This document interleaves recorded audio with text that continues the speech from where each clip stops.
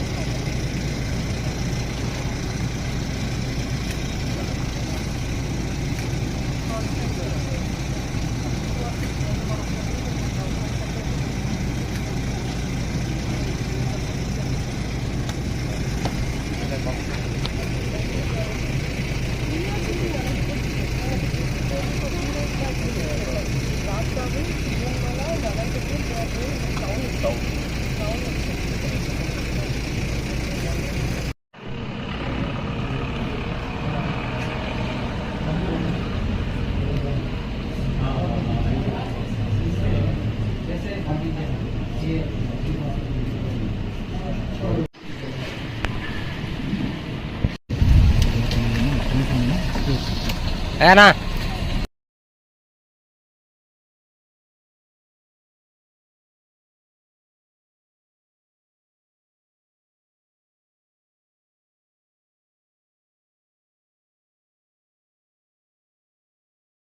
అందరికీ నమస్కారం.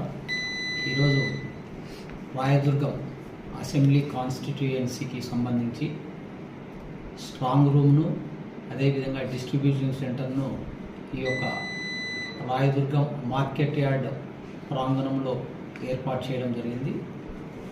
వాటికి సంబంధించినటువంటి ఏర్పాట్లు ఏ విధంగా ఉన్నాయని చెప్పి పర్యవేక్షించే నిమిత్తము గౌరవ జిల్లా కలెక్టర్ గారు, అదేవిధంగా గౌరవ ఎస్పీ గారు విజిట్ చేయడం జరిగింది.